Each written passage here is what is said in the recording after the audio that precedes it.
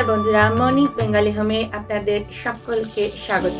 কালকের ভিডিওতে আপনাদের বলেছিলাম যে এবার থেকে চেষ্টা করব একটু একটু ছোট ছোট করে আপনাদের সাথে গল্পগুজব করা। তো আজকে যে টপিকটা নিয়ে গল্প করব বলে ভেবেছি সেটা হচ্ছে সেভিংস টপিক। আমি আফটার গ্রাজুয়েশনের পর থেকে চাকরি করছি, মাস্টার ডিগ্রি ইত্যাদি সবটাই আমি চাকরি করতে করতে করেছি।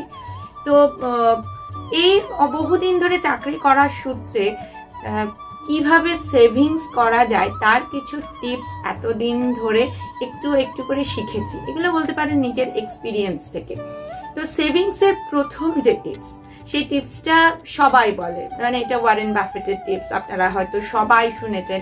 সেটা হচ্ছে যে আমরা সাধারণভাবে কি ধরে নিই, সাধারণ যে অঙ্কে তাতে আমরা বলি income minus expenditure equals to savings. আপনি যত টাকা ইনকাম করছেন সেটা থেকে খরচ বাদ দিয়ে যেটা থাকে সেটাকে আমরা সেভিংস বলি। কিন্তু ওয়ারেন বাফেটের মত হলো ঠিক উল্টো, সেটা হচ্ছে income minus savings equals to expenditure. মানে কি, আগে ইনকামের যত টাকা আপনি পেলেন সেটা থেকে একটা নির্দিষ্ট অ্যামাউন্ট প্রতি মাসে ঠিক করে রাখুন আপনি কত টাকা সেভ করতে চাইছেন।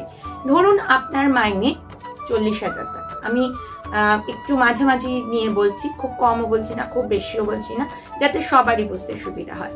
তো আপনি ধরে নিলেন যে আমি এটার মধ্যে থেকে প্রতি মাসে 15,000 টাকা সেভ করব। তাহলে 15,000 টাকা আগেই আপনি সেভ করে রাখুন।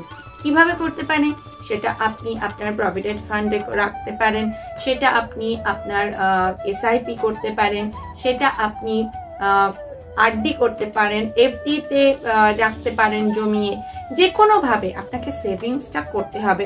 চাইলে মিউচুয়াল বেনিফিট ফান্ডে আলাদা করে ইনভেস্ট করতে পারেন, শেয়ারে ইনভেস্ট করতে পারেন, যাতে আপনার ওই টাকাটা বাড়ে, ফিক্সড না হয়ে যায়। তারপরে যে টাকাটা পড়ে থাকলো, তাহলে আপনার হাতে 25,000 টাকা আছে, এই টাকাটাতেই কিন্তু আপনাকে সংসার চালাতে হবে। আমরা সাধারণত কি করি, ধরুন আপনি 40,000 টাকা পাচ্ছেন, পরের বছর আপনার মাইনে বেড়ে হলো 43,000 টাকা, সঙ্গে সঙ্গে 3,000 টাকা আমরা কিভাবে খরচ করব সেটা ভেবে নিই। এটা কিন্তু করলে চলবে না। আপনাদেরকে কি করতে হবে, ওই 3,000 টাকা থেকে কিছুটা নিশ্চয়ই নিজের জন্য খরচ করবেন। ধরুন আপনি খরচ করলেন 1,500 টাকা, আরো 1,500 টাকা আপনার সেভিংসে বাড়াতে হবে। প্রতিবার যদি আপনি এইভাবে একটু একটু করে সেভিংস বাড়াতে পারেন, তাহলে দেখবেন যে একটা সময় পরে সেভিংস করাটা আপনার হ্যাবিটে পরিণত হচ্ছে। আর এটাকে যদি কখনো হ্যাবিট বানিয়ে ফেলতে পারেন, তাহলে কিন্তু কোনোদিনও সেভিংসের জন্য বা আপনার হাতে কোনো টাকা নেই, একদম জিরো ব্যালেন্স নিয়ে বসে আছেন, এই অবস্থাটা হবে না। ইদানিং যে জায়গাটাতে সব থেকে বেশি আমাদের খরচ হয় সেটা হচ্ছে মেডিকেল এক্সপেন্সেস। একটা সার্টেন এজও এখন দরকার হচ্ছে না। আগে দেখবেন রিটায়ারমেন্ট এজের পর বা রিটায়ারমেন্টের কাছাকাছি এজে গিয়ে মানুষের অনেক টাকা দরকার হতো মেডিকেল হেলথের জন্য, কিন্তু এখন যে কোনো বয়স থেকেই মানুষের মেডিকেল যে এক্সপেন্ডিচার সেটা অনেক বেশি। সুতরাং মেডিকেল ইন্স্যুরেন্স কিন্তু মাস্ট, এটা মাথায় রাখবেন।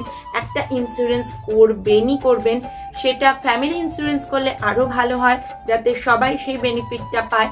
এবং প্রতি বছর যদি আপনার বেনিফিট এটাতে না নেন, তাহলে সেটা একটু একটু একটু করে বাড়তে থাকবে। ধরুন আপনি প্রথমে বাৎসরিক 3 লাখ টাকার জন্য করলেন, তারপর সেটা 5 লাখে গেল, তারপর সেটা 6 লাখে গেল। যতটা বাড়িয়ে রাখতে পারবেন ততটা আপনার সুবিধা।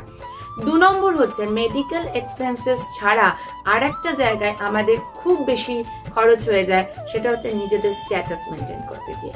এই জায়গাটাতে যদি একটু কন্ট্রোল করতে পারেন, মানে আমি বলছি না আপনার শখ পূরণ করবেন না, চাকরি বাকরি করছেন যখন, সংসার চালাচ্ছেন যখন, অবশ্যই শখ পূরণ করবেন, সবটাই করবেন, কিন্তু সেটা নিজের লিমিটের বাইরে গিয়ে নয়। আর একটা জিনিস, সেই আমাদের একটা কথা ছিল না, ধার করে ঘি খাবেন না।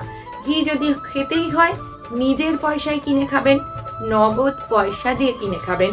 কোনোভাবেই ক্রেডিট কার্ডে ধার করে একটা বড় ইন্টারেস্ট দিয়ে লস করবেন না। আমরা মনে করি যে এই টাকাটা তো জিরো ইন্টারেস্ট, হেন তেন ইত্যাদি ইত্যাদি। ধার কিন্তু ধারই, সেটা ইন্টারেস্ট দিতে হোক না হোক, ধার যখনই থাকে আমাদের একটা মেন্টাল বলতে পারেন, কি বলবো, চিন্তা দুশ্চিন্তা এগুলো কিন্তু বাড়তে থাকে। তো একটা হজবরল আইডিয়া দিলাম, এর পরের আইডিয়াগুলো একটু ব্যালেন্সড ওয়েতে, একটু প্রপার ওয়েতে আসবে। পরের পরপর ভিডিওগুলোর জন্য রেডি থাকুন। ততক্ষণ পর্যন্ত সবাই ভালো থাকবেন, সবাই সুস্থ থাকবেন।